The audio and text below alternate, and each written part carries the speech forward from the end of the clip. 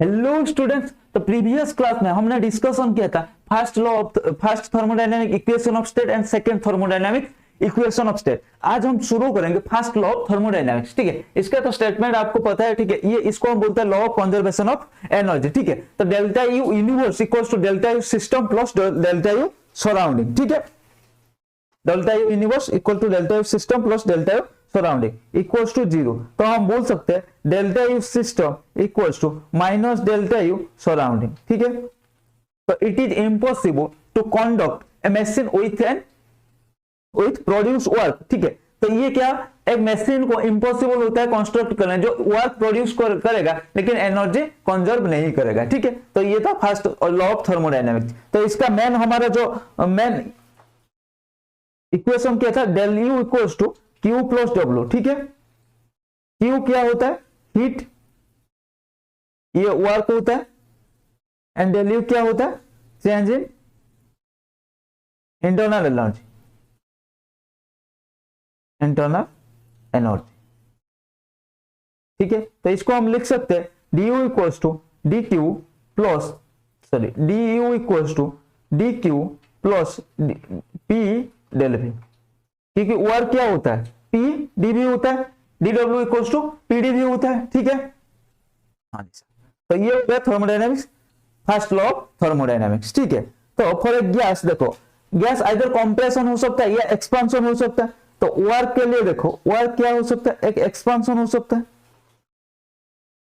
ठीक है, एक्सपांशन हो सकता है, एक कंप्रेशन हो सकता है। हाँ जी सर, बिल्कुल हो सकता है। जब एक्सपांशन होगा तब क्या होगा, एक्सपांशन होगा तब नंबर ऑफ, मान लो एक बोतल में गैस रखा है। ठीक है, एक छोटा सा बोतल में हमने ऐसे करके गैस को रखा था, इसको एक्सपांड कर दिया, तो क्या होगा, नंबर ऑफ पॉलीजन डिक्रीज होगा, क्योंकि एरिया ज्यादा हो जाएगा, नंबर ऑफ पॉलीजन डिक्रीज होगा। तो नंबर ऑफ पॉलीजन डिक्रीज होगा मतलब क्या है, प्रेशर हमारा डिक्रीज होगा। तो प्रेशर डिक्रीज होगा मतलब क्या है, देखो यहाँ पे क्या होगा, प्रेशर डिक्रीज हो जाएगा तो वॉल्यूम इंक्रीज होगा। ठीक है, तो हमारा V2 ग्रेटर देन V1 हो गया। ठीक है, तो W इक्वल्स टू हमने पढ़े थे PdV। ठीक है, W इक्वल्स टू क्या था, minus PdV, sorry W equals to minus PdV। ठीक है, तो dV, ये dV क्या है, V2 माइनस V1। ठीक है, तो minus P V2 minus V1, तो ये क्या हो जाएगा, minus P V2 minus V1, V2 greater than V1 हो गया। तो ये पॉजिटिव हो जाएगा, तो नेगेटिव पॉजिटिव, ये क्या हो जाएगा फिर हमारा नेगेटिव। ठीक है, तो फॉर एक्सपांशन W क्या होगा, ये था फॉर एक्सपांशन। फॉर एक्सपांशन हमारा वर्क डन क्या होगा, नेगेटिव, याद रखियो, फॉर एक्सपांशन हमारा वर्क डन हो गया नेगेटिव। ठीक है,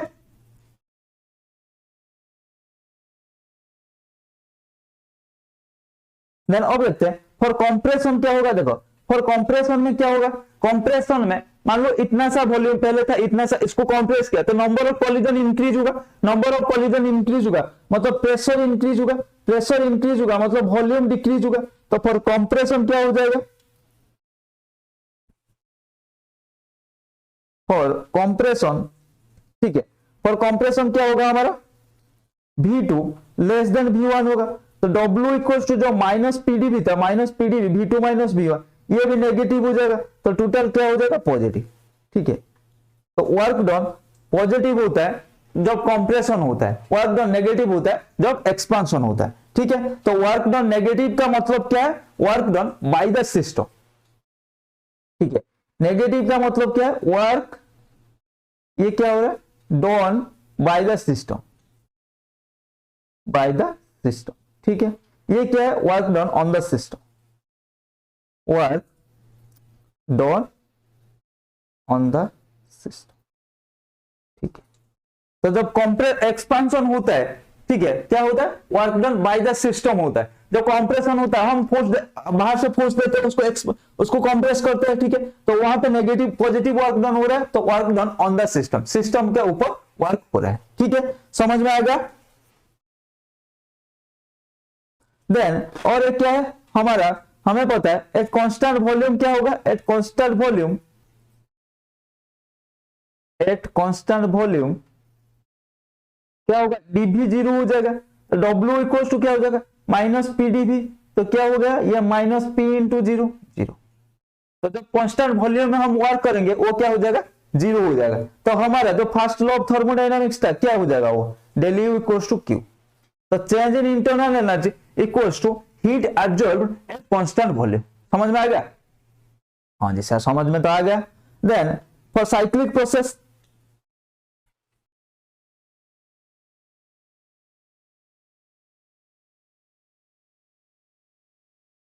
फॉर साइक्लिक प्रोसेस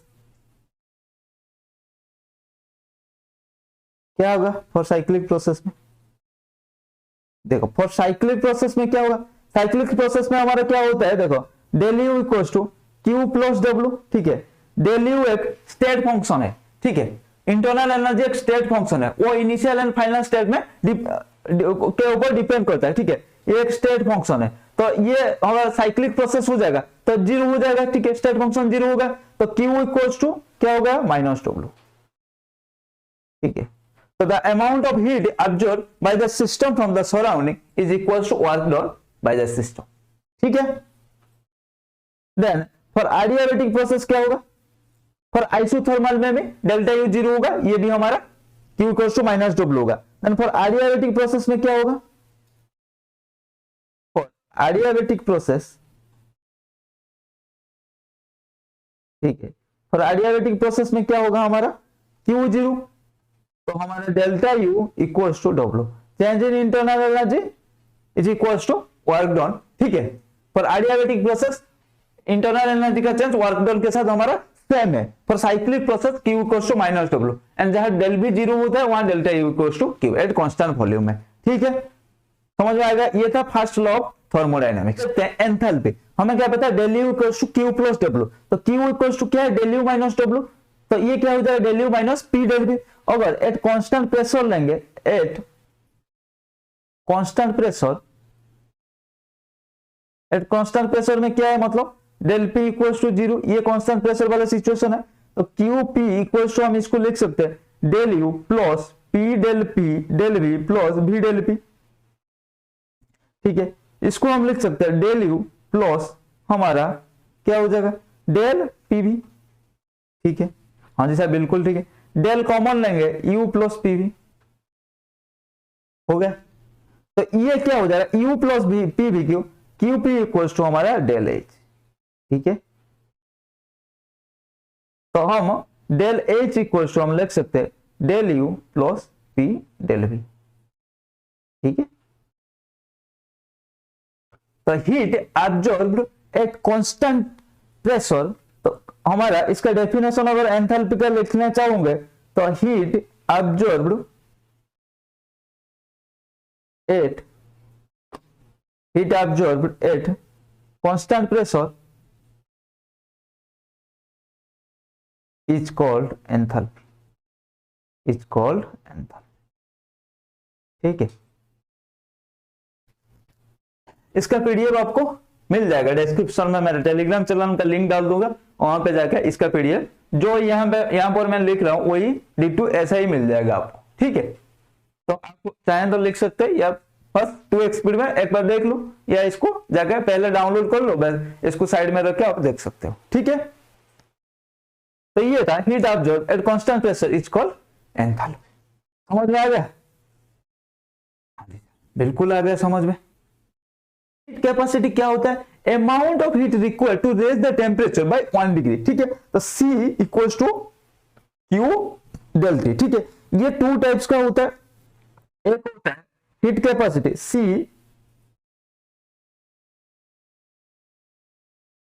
ये एक होता है heat capacity eight constant volume. ठीक है, इसको हम बोलते हैं CB। दूसरा होता है हीट कैपेसिटी, ठीक है, एट कांस्टेंट प्रेशर, जिसको बोलते हैं CP। ठीक है, एक होता है CB, एक होता है CP। ठीक है, अब देखते हैं CB क्या होता है, CP क्या होता है। ठीक है, तो हम लिखते हैं पहले CB क्या होता है। CB इसको देखते हैं पहले,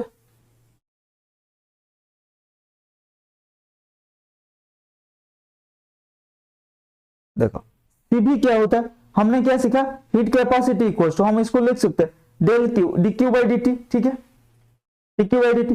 तो सी भी इक्वल्स टू क्या होगा, सी भी क्या होगा, कांस्टेंट वॉल्यूम, तो D Q by D T at constant volume, ठीक है। हमें पता है डीएस एंट्रोपी क्या होता है, डी क्यू बाई टी, ये पता है या नहीं, ये हमने 11th में हमने आपने पढ़ा होगा, 11th में पढ़ा होगा, बीएससी में पढ़ा होगा, एमएससी में भी पढ़ा होगा। Entropy DS equals to D Q by T, ठीक है। तो डी क्यू इक्वल्स टू क्या होगा, टीडीएस, हाँ जी सर बिल्कुल हुआ टीडीएस। तो ये क्या हो जाएगा, T DS divide by D T at constant pressure, sorry constant volume, इसको वॉल्यूम लिखते, ठीक है। TDS T DS by D T और del S by del T at constant volume, ठीक है। ये था हमारा हीट कैपेसिटी। सीबी नहीं नहीं नहीं सर, ऐसा तो इक्वेशन हमने नहीं देखा, ये तो इतना फेमस नहीं है। और क्या है, हमें क्या पता है, D Q equals to D U plus PDV, हाँ जी सर, एक कांस्टेंट वॉल्यूम, तो ये क्या हो जाएगा, जीरो हो जाएगा। तो हमारा डी क्यू इक्वल्स टू आ गया ना डी यू, हाँ जी सर बिल्कुल डी यू आ गया। तो अब पुट करेंगे तो सी भी इक्वल्स टू क्या होगा, D U by del T at constant volume, हाँ सर ये वाला इक्वेशन हमने बहुत देखा है, सी भी equals to D U by D T at constant volume, ठीक है। ये था हमारा सीवी भाई साहब का बात। अब देखते हैं हमारा सीपी बाबा के बात, ठीक है।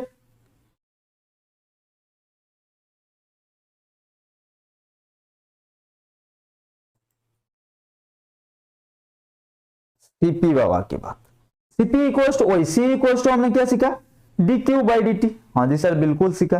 तो सीपी इक्वल्स टू हम लिख सकते हैं D Q divide by D T at constant pressure, हाँ जी सर लिख सकते हैं, ठीक है। तो हमने पढ़ा D Q equals to TDS, हाँ जी सर ये भी पढ़ा हमने। तो हम लिख सकते हैं T DS by D T at constant pressure, हाँ जी सर बिल्कुल लिख सकते हैं, इसमें क्या बात है, ठीक है। हाँ जी सर बिल्कुल, तो हमने लिख दिया। फिर क्या सर, फिर डी क्यू इक्वल्स टू क्या होगा, D Q equals to D H at constant pressure, ठीक है। D Q equals to D H at constant pressure, अभी अभी हमने देख के आया, मतलब पिछले क्लास में जब एंथैल्पी पढ़ा रहे थे हमने देख के यही आए थे ना, Q P equals to del H, यही देखा था ना, Q P equals to del H. तो हम लिख सकते हैं D Q P equals to D H, हाँ जी सर बिल्कुल लिख सकते हैं। तो फिर सीपी इक्वल्स टू क्या होगा, D H by del H divide by del T at constant, ये भी डेल है ये भी डेल है, ठीक है। तो उसका कोई बात नहीं है, एट कांस्टेंट प्रेशर, ठीक है। और इसको हम क्या लिख सकते हैं, क्या सर, सीपी इक्वल्स टू हम लिख सकते हैं D H del H by del T, ठीक है। तो डेल एच इक्वल्स टू हम लिख सकते हैं सीपी डी टी, हाँ जी सर बिल्कुल लिख सकते हैं, ठीक है। तो पिछले वाले में भी तो ऐसा लिख सकते हैं ना, पिछले वाले भी हाँ हम लिख सकते हैं del T equals to CB D T, CB D U, sorry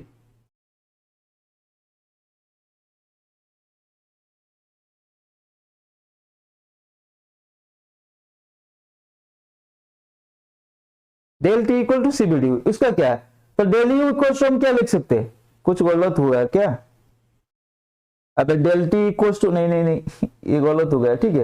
ये क्या होगा, del U equals to CB D T, मैं वही बोल रहा हूँ, यहाँ पर क्या लिखा मैंने गलत लिखा, नहीं del H equals to CP D T लिखा ना हमने, तो ये कैसे डेल टी इक्वल्स टू हम लिख रहे, del U equals to CB D T, ठीक है।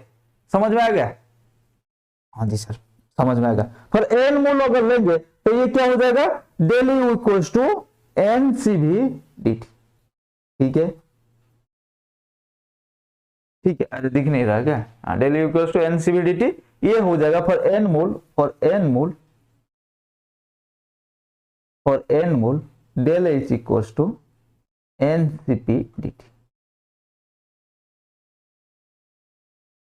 ठीक है। For N mole del H equals to NCP D T, समझ में आ गया। ये था सीपी एंड सीबी के बारे में, ठीक है। तो अब थोड़ा और कुछ जानकारी है इसके बारे में इकट्ठा कर लेते हैं। एक है specific heat capacity, specific heat capacity, ठीक है। स्पेसिफिक हीट कैपेसिटी क्या होता है, देखो amount of heat required to raise the temperature of 1 gram of substance by 1 degree Celsius। क्या सर, अमाउंट ऑफ, लिख देता हूं, amount of heat required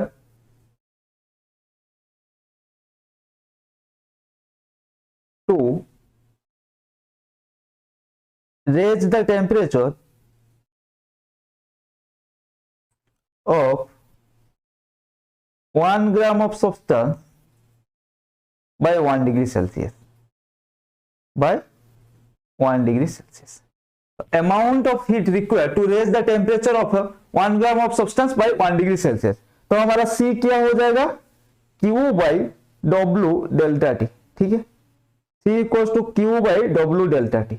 unit क्या हो जाएगा इसका, joule gram inverse kelvin inverse, ठीक है। ये था स्पेसिफिक हीट कैपेसिटी।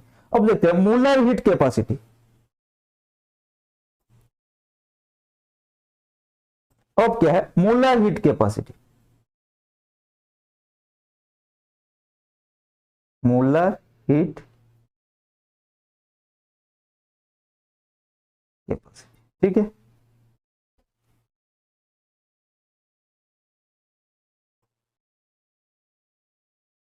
तो मोलर हीट कैपेसिटी क्या है, Cm इक्वल्स टू, इसको लिखो Q by N delta T, ठीक है। स्पेसिफिक में W आया, यह को इसको हम क्या बोल सकते हैं, Cm equals to Q N delta T, ठीक है। अगर एट कांस्टेंट प्रेशर होगा Cpm, एट कांस्टेंट वॉल्यूम होगा Cvm, ठीक है। तो इसको हम लिख सकते हैं Q equals to N Cm delta T, ठीक है। हाँ जी सर, बिल्कुल लिख सकते हैं। यूनिट क्या होगा इसका, unit joule kelvin inverse mole inverse, ठीक है। इसका यूनिट है, समझ में आ गया, joule kelvin inverse mole inverse.